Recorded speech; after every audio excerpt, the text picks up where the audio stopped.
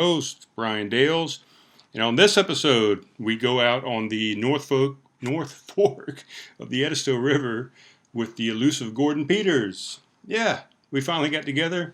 We got together a couple weeks ago, but this is the first time we're doing a long paddle. And oh my God, let me tell you, it was long. So we got some video, or I got some video. Didn't get a whole lot of Gordon in there. I got some pictures. I didn't get a whole lot of audio from that guy, but he's elusive, man. He's hard. He's hard to pin down. And yeah, so we got a little bit of video. So what I'm going to do is, this is the intro. I'm going to piece together some of the audio and video from the trip that I captured on the GoPro, and then I'll tie it all up at the end and give you a rundown of what all the video meant and what exactly happened while we were out on the river for almost 10 hours. So enjoy this episode.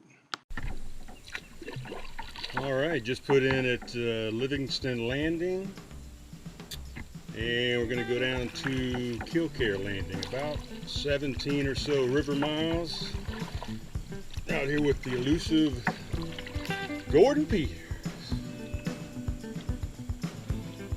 We'll do some video on and off different sections of the river,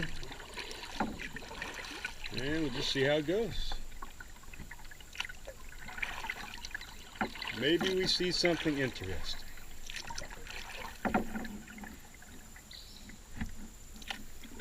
I got the camera on you, Gordon, so look alive. How's it going? Man, it's kind of stumpy right through here, huh? Yeah, we're gonna have a little. We're gonna have some fun today, I think. Yeah. We might be sawing through some logs.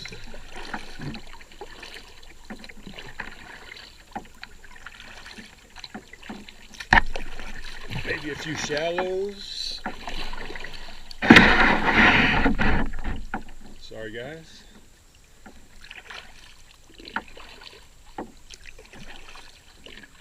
Oh, yeah.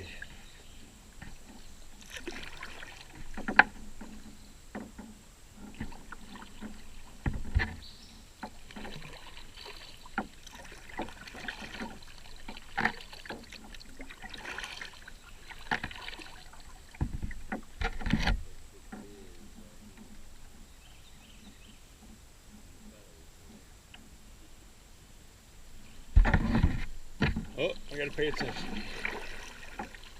I'm going up on the beach.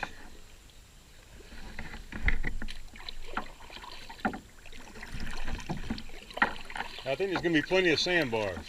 Yeah, I think we'll be lots of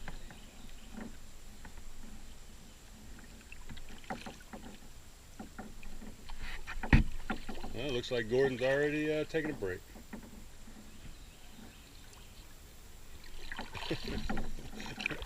We just started. Gordon's already making a pit stop. We haven't even opened a beer yet.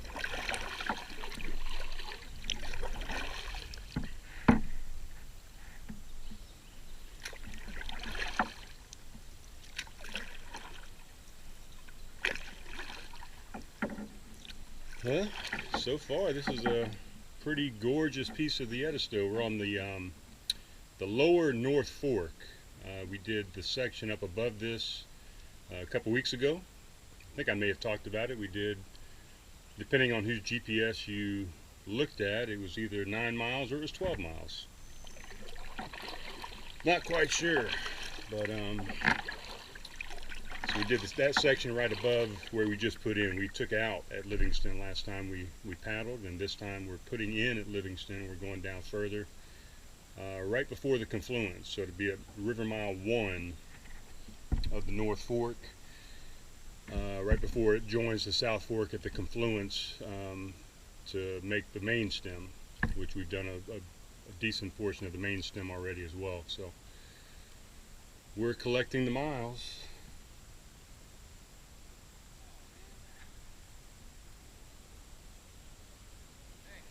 What? Yeah. I got 72 ounces.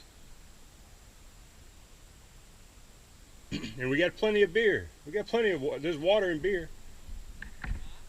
There's water and beer.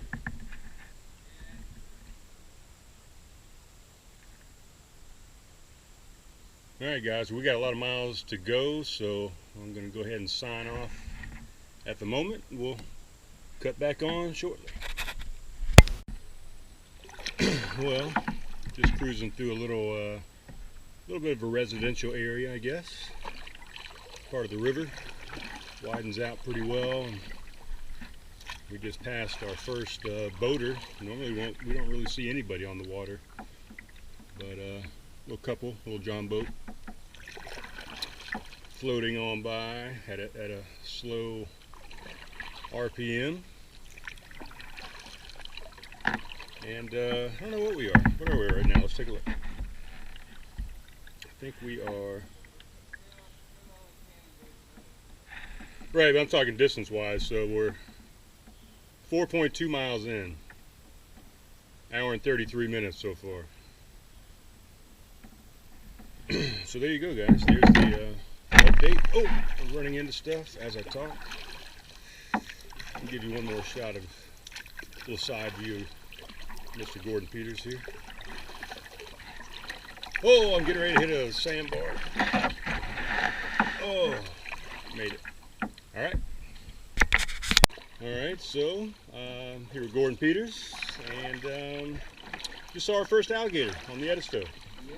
After how many miles? Upper Edisto. Yeah, the North Edisto.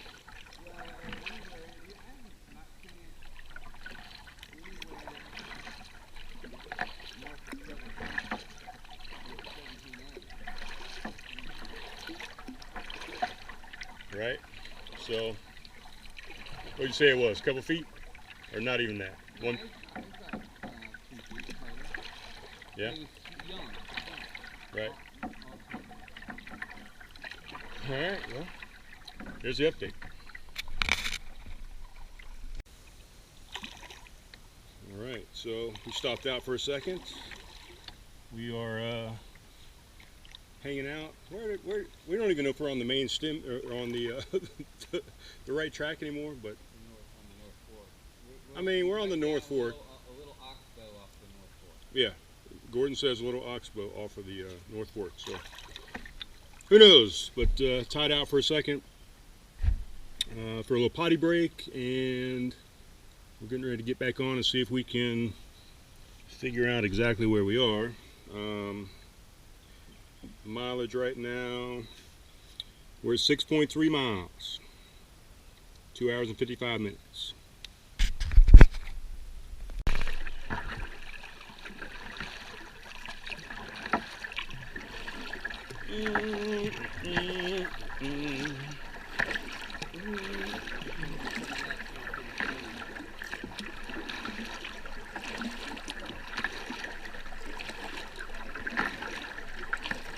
And this is going to take us back to alligator land. I think we gotta go on the right side of this side.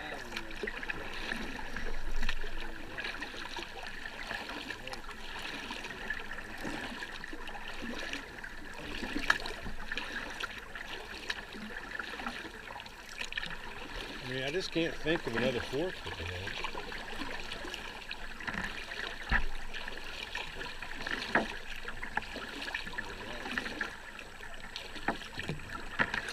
I don't even know if I turned the camera on. Did I turn the camera on? Looks like it's still on.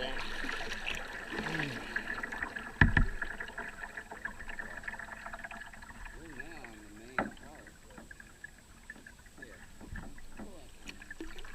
Yeah. Huh? Are we still recording? Who knows? Who knows, guys? I don't think we are. I'm going to turn it off here at the front just in case.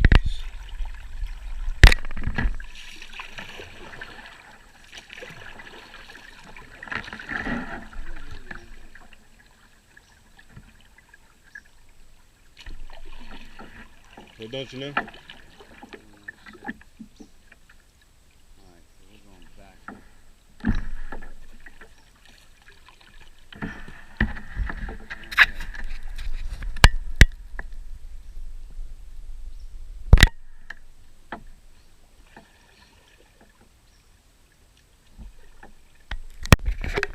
Alright, so I'm taking this off this time, man. We just went through, holy hell.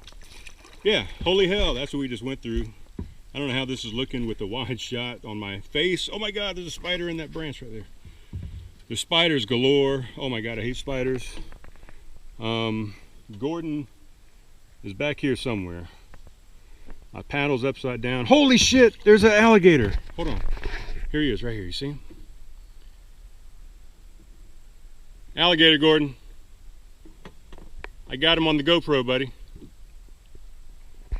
Can you see him, guys? Right there. I can't zoom in.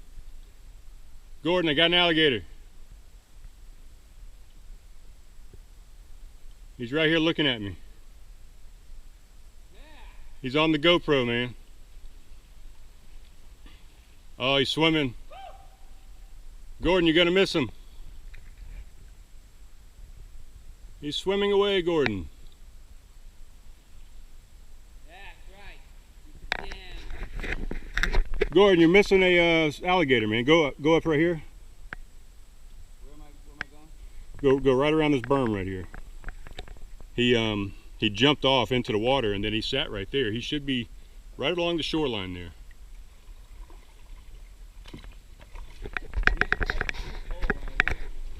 He must have died. Or dove. Is it died or dove?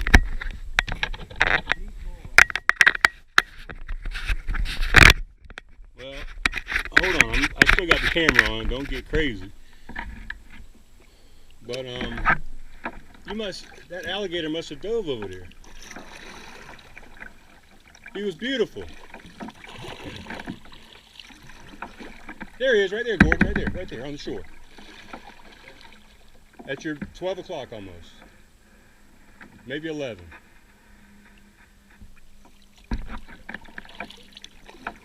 Almost, you're looking too far to the right. Look further left. He's right off the shore, like inches off the shore. His head, his eyes are just above the water. Oh, yeah, I see. You see him? Yeah. About the same size as that other one. Yeah. Alright, turn the camera back off. Alright, so we're on an embankment with some really squishy mud.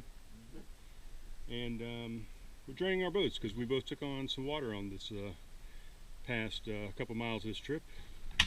Had to portage the boat a couple times, 3 times? Several times, however many several is. And yeah. 3 or 4. That might be 3 or 4. Alright. Alright, so here's the update. We have no idea where we are, really. I mean, we're on the Edisto River. It's about the best we know. We got, what is it, 6:15? We got a couple hours before nightfall, so we'll see. It's gonna be tight. It's gonna be tight. But you know, I wouldn't expect anything less. With the elusive Gordon Peters, yeah. And you're talking about Edisto Adventures. This is Edisto Adventures.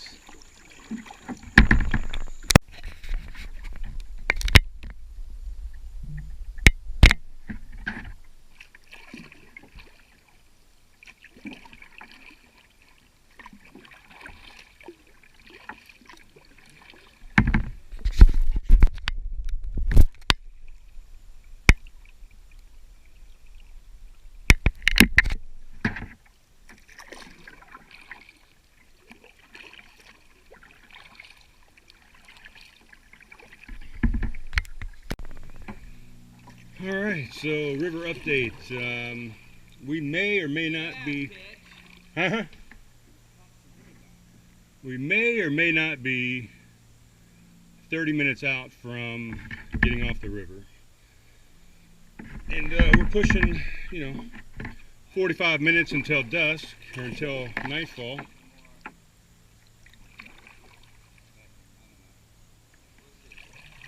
So we'll see what happens, but yeah, stay tuned.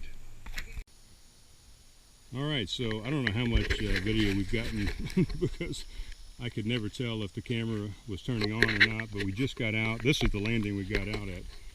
Should have taken a picture of or video of the landing we put in at, but this is Kilcare Landing, and it's not even a landing. Fuck, you got all the concrete is falling into the water, so that's where we came from, over here, if you can see it. We've put in here before and gone this way, down to the confluence, down to Zigzag Landing. But so we went from Livingston Landing to Kilcare, and yeah, craft conversations. We did drink some beer. Gordon is over here getting the truck to pull back over here so we can load up. But yeah, I think it was something like 9.5 hours, 20.3 miles or 0.4 miles or something. Oh, I should turn it this way maybe so you can see me. But yeah, that's it. We did it. Talk to you soon. Well, what's up, guys? What's going on? So I did the intro. I got a camera angle kind of going down into me. I don't know if it's a good angle. I don't know if it's a bad angle. Good angle. I think I got the on-air sign, the logo, maybe the Practical Paleo book down here, maybe the guitar that Chris Filan still needs to pick up when he comes back in here to talk about House of Brews West Ashley. But basically, I am doing a show to summarize the kayak trip that the elusive Gordon Peters and I did yesterday. Today is Monday night. This will come out on Tuesday. I know, I always confuse you guys with the dates and the times and the days of the week or whatever, but I did a kayak trip with Gordon yesterday, Sunday, the 28th of July, I believe. We put in at Livingston, and if you've listened to it or if you watched the YouTube, you've listened to kind of what we did, so you kind of got a little synopsis. I don't know what the word is. I've had a couple drinks, guys. I'm gonna be honest. And you know how it goes. It's a show about craft conversations, right? We're crafting conversations. We're drinking craft beer. I was up at the Kick and Chicken before I came to record the audio on this podcast to kind of coincide with the video that I took yesterday. So I have had a couple Holy City overly friendly IPAs. That's what I've had. And basically what I'm going to do is I did the intro just a second ago. You heard that already. You've seen or heard the videos all the way through that I recorded yesterday on the river. And now I'm going to give you a synopsis or a summary. Do those both mean the same thing? Probably. I'm going to give you a breakdown of what happened on the river. So before we do that, let's open a beer. So right now I've got a Rogue Hazelnut Brown Nectar. That guy right there, you can see it, maybe. Is it focusing? Bam. I'm going to open this guy. And I'm going to tell you, I'm hoping that this is, I'm pretty sure it is, the hazelnut brown from Rogue. Back in 2009, or was it 2008? God damn it, what year was it? I think it was 2008. So my ex-wife, Brandy, she was training for a marathon. She was going to do the Honolulu Marathon. We were stationed in Alaska at Elmendorf. We were stationed in Anchorage, Alaska. And she decided that she was going to do her first marathon. She was going to do the Honolulu Marathon. A friend of hers was supposed to go with her. I think her name was Christy, I believe. And they were going to do it. It was going to be December of 2008. So she started training. I was already kind of running a little bit, and she was as well. And we both decided, let's fucking kick it up a notch. and she decided she was going to do a marathon. I'm like, okay, well, I was doing some 5Ks, 10Ks, whatever. I'd done some stuff throughout my life. Started martial arts when I was 15, so I've always kind of been doing activities of this sort. But a marathon is a whole another animal. So she was training, and I said, you know what? Let me just help you train because I want you to be successful for this marathon. So I started helping her train and running with her when she would do her runs after work, before work, during work, whatever the case may be. I started running with her because I just wanted to be supportive. And the more that I started training and helping her and supporting her and going out and running with her, the more that I kind of got into a running groove. And I said, you know what? I'm doing all this goddamn training. Why don't I just run the marathon? And I think I've talked about this before, but I said, why not just run it? So I did the training. We peaked out at, I think 22 miles was the biggest mileage that we had done prior to the 26.2 miles that we were going to run in Honolulu, Hawaii, which is in on the island of Oahu. Honolulu, that's the name of the town. That's a hard word to say. It really is, for me anyway. So we did the training, we ran the marathon. We both did fairly well. I came in a tad bit before my ex-wife did.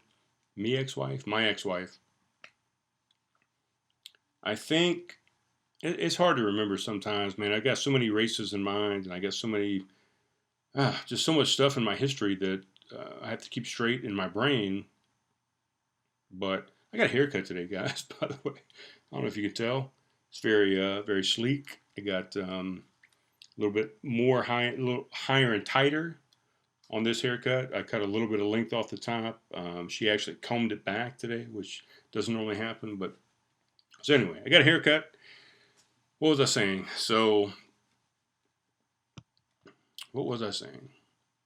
We trained for this marathon. We went to the marathon.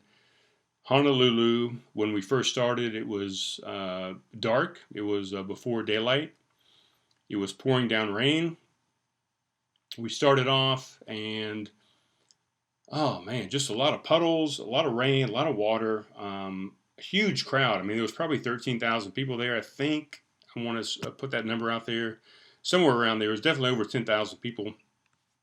And when we started out, was a lot of, and probably bad on my part or her part, but we were doing a lot of bouncing around instead of just staying kind of behind somebody and just waiting for the wave to kind of dissipate and the crowd to open up or the street to open up. We decided to just kind of bounce back and forth. So we're up on the sidewalk, we're down off the sidewalk, we're over here, we're over there, we're going straight, we're going forward, backing up a little bit, we're slowing down, we're speeding up, back on the sidewalk, and it was a lot of back and forth, a lot of wasted energy, I believe, and a lot of lateral movement, which, part of our training, or the majority of our training is straight forward and back, up and down. And to get into this thing in the first 2 or 3 miles, to be doing a lot of back and forth, a lot of lateral movement, we are taxing ligaments and muscles that we didn't tax during training, or at least for me anyway. I don't think my ex-wife had the same problem I did, but I had a left iliotibial band problem, or what they call an IT band. ITB is it goes from the top of the hip bone all the way down the lateral side of the leg, the outside of the leg, into the bottom of the knee joint on the tibia there, and it's a ligament that crosses the knee joint. So if you're doing a lot of lateral movements, you have a lot of cancer on either side of the road, sometimes you get some IT band tendonitis. So it's an inflammation of the tendon on that side of the knee, or on that band. And that's what happened to me. And I think, if I remember correctly, it was around mile 16 or I want to say 18 maybe. I was pretty far into the marathon, and the heat had risen, the rain had stopped, the sun had come out, and we had some really dark asphalt that we were running on, so there was a lot of heat dissipating up, a lot of wear and tear on the joint. I think it was 18 miles in, and my knee just gave out. I mean, I couldn't run on it. I could run for maybe 50 yards, and then I had to walk, and then I'd jog a little, 50 more yards, and then I'd walk. Excuse me, over and over and over again. That is the transition that I had to make from 18 miles all the way up to 26.2 miles. So I probably lost a good hour of time with that running and walking regimen that I had to do with my IT band. So anyway, point of the story is we were talking about this beer.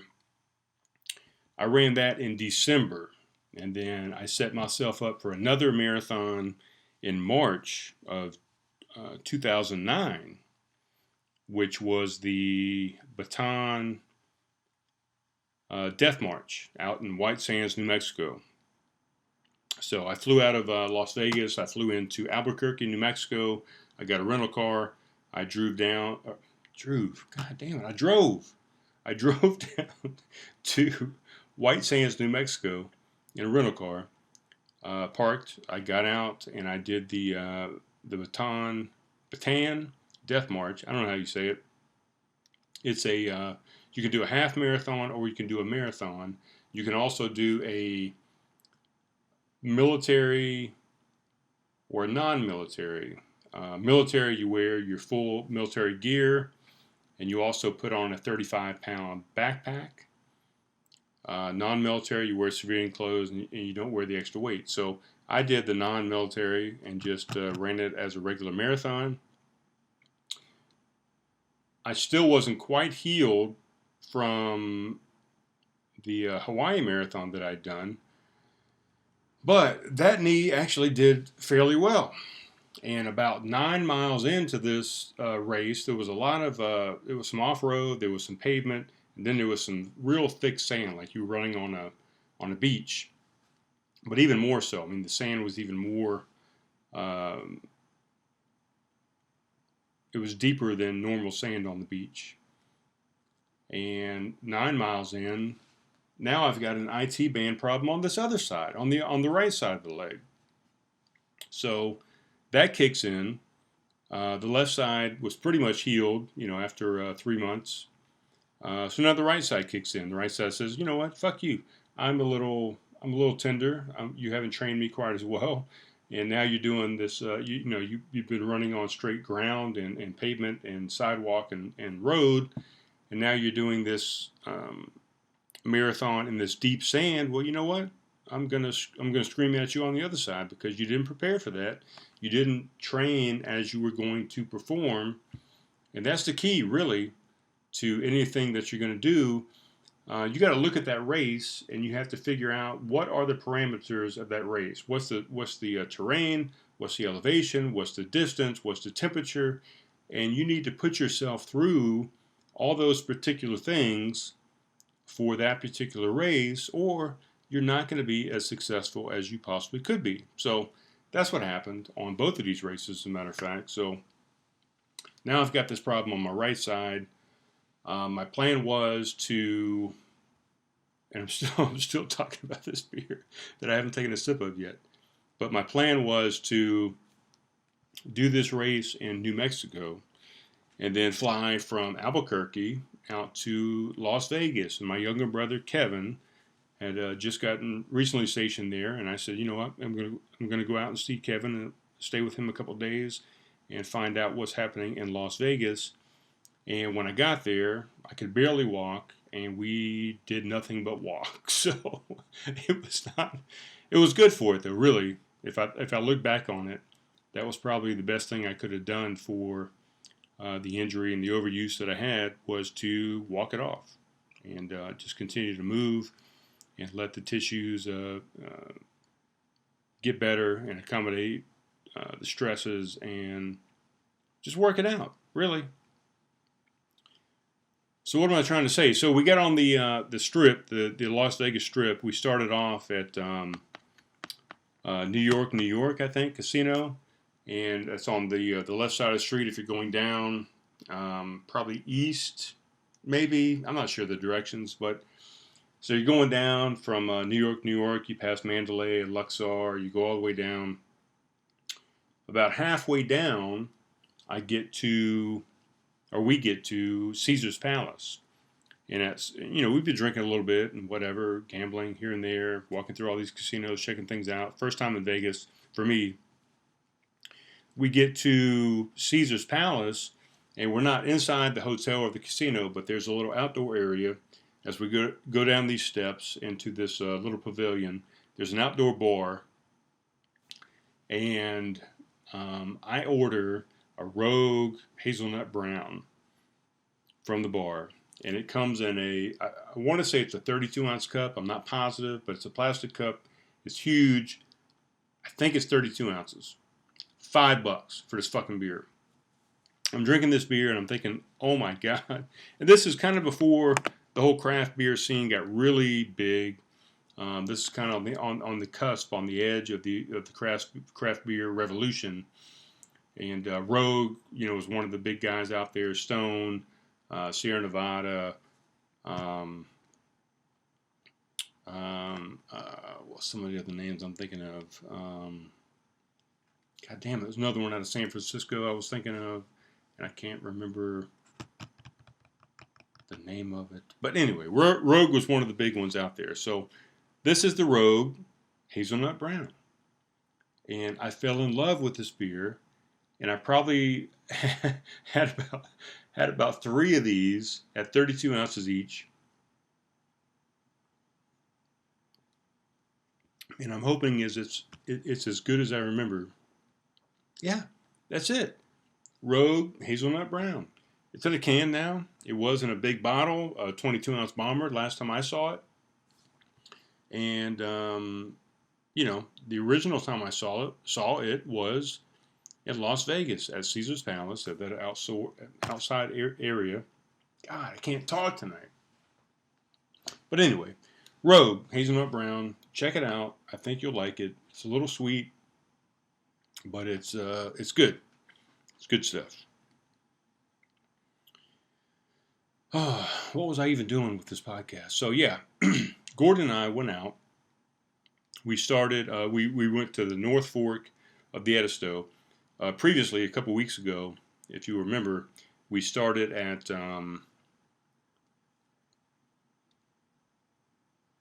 some landing up above Livingston. I want to say it was the Orangeburg Landing.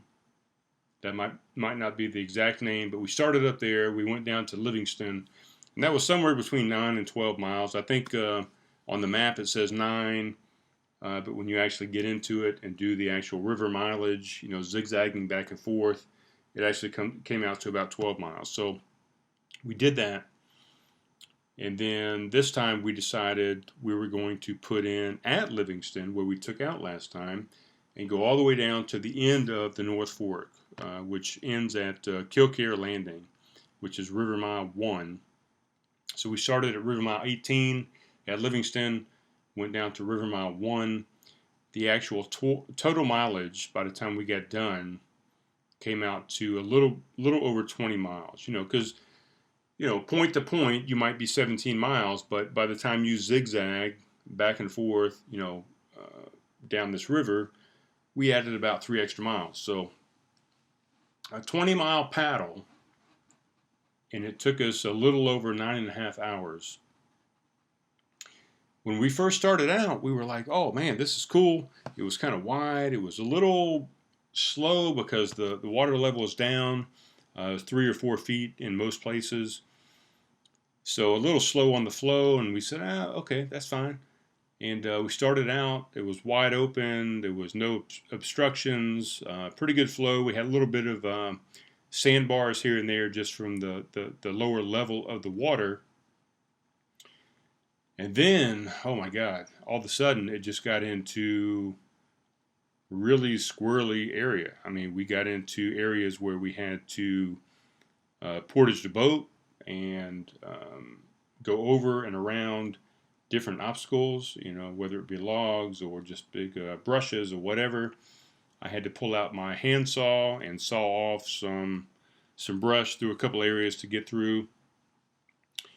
We had to really paddle hard and hit certain areas to burst over some of the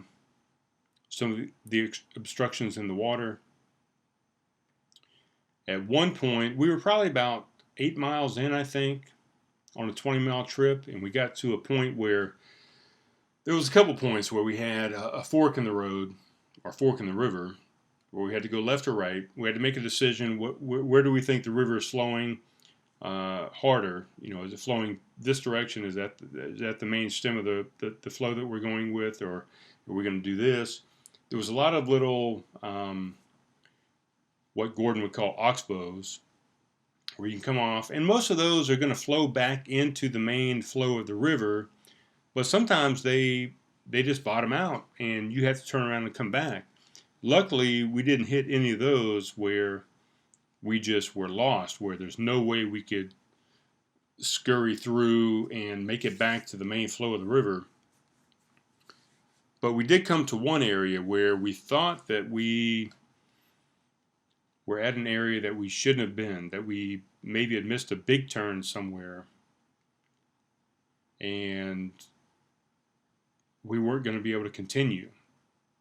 There was a place to the left where there was a log that was probably 3 or 4 feet off of the water that we were going to have to pull up our boats over that, or two of them back to back. There was like a 3 or 4 mile, or 3 or 4 foot log, you know, this far off the table. If you're looking at the table, there was a log this high, and a bunch of brush underneath, so you couldn't put the kayak underneath. You were going to have to pull the kayak over the top of this log, and then immediately after that, about 3 or 4 feet from that log, was another log that was about 3 feet off the water that you were going to have to traverse that kayak over the top of that. So we got to that point and decided, and there was fucking poison ivy all over that fucking first log, as a matter of fact.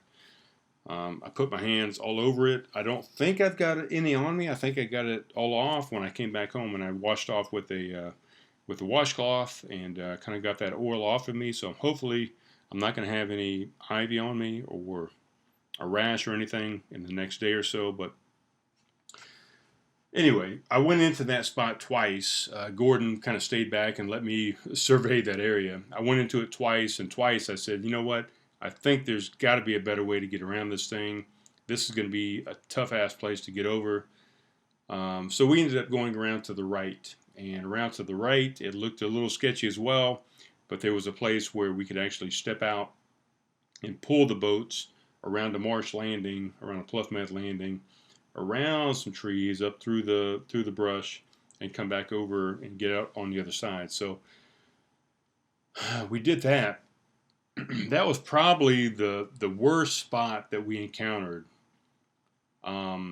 But over the 20-mile trip, I think I don't know, man. I can't really say. I think we got out of the boat probably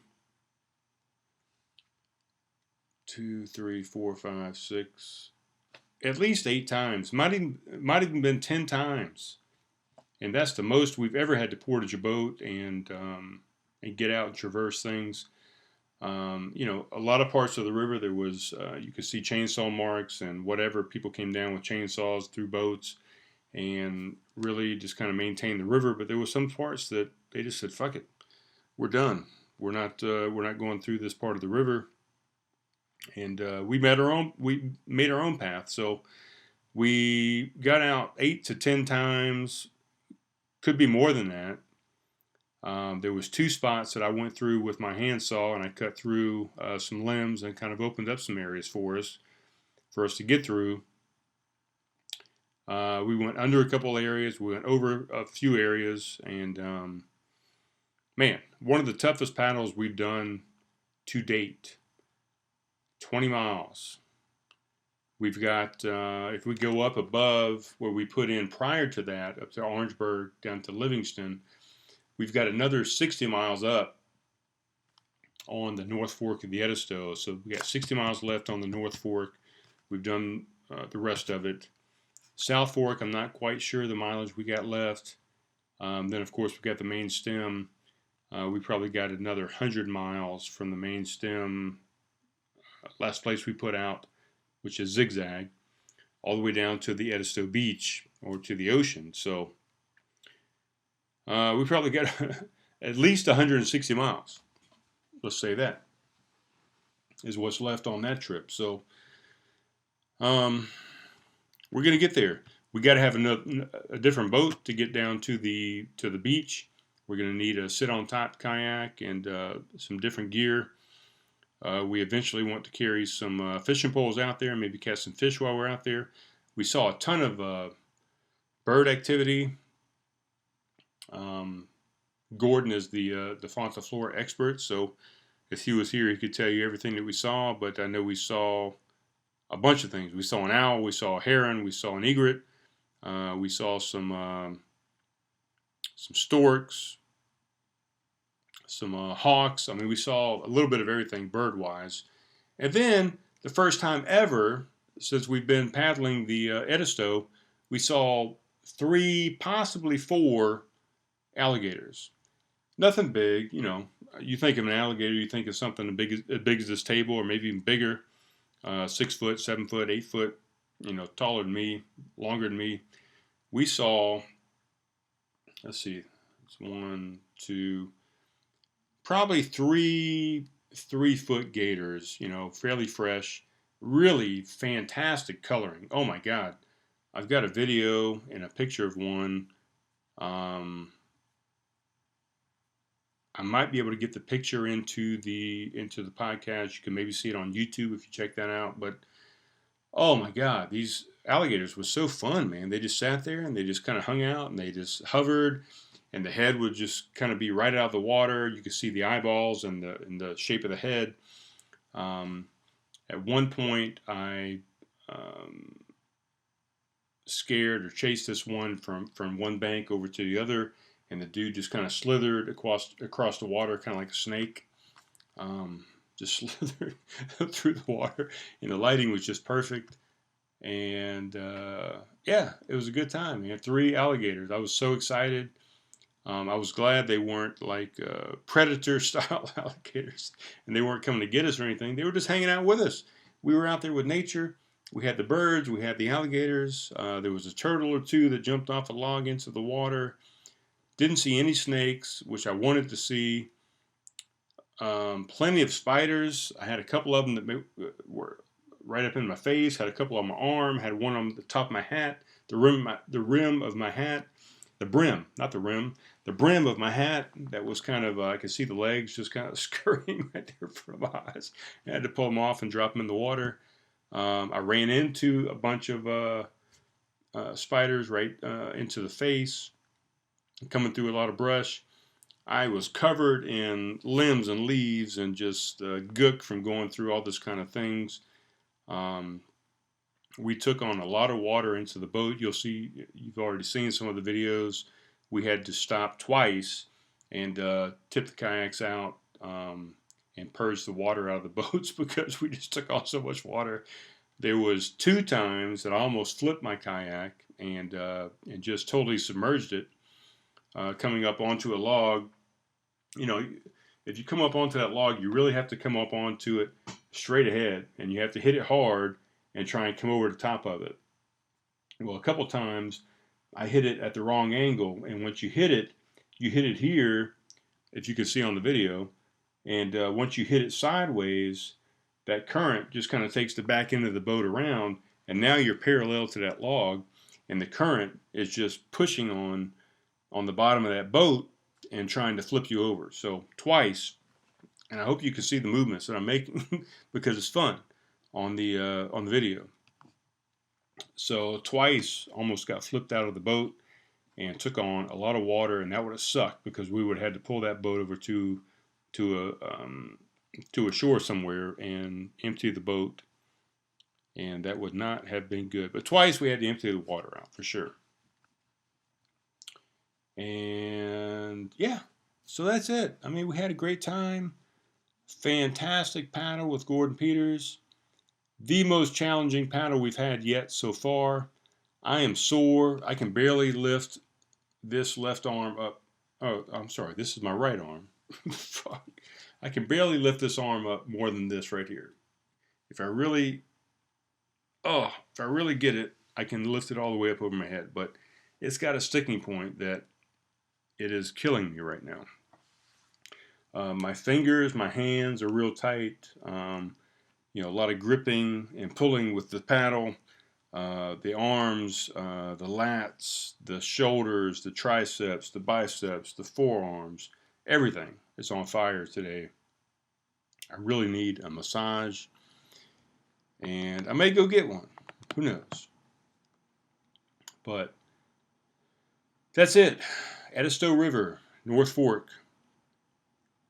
Session number 2. We have 60 more miles left and quite a few miles left to complete the entire Edisto adventure that we're trying to do. 250 miles. So that's it. Hope you guys enjoy this episode, and I don't know what I'm doing for Friday, but we'll figure it out. Maybe I got a guest, maybe I don't, maybe it's just me, maybe it's somebody else. But anyway, new angle, new haircut, new episode. Enjoy it. Talk to you soon, guys. Talk to you.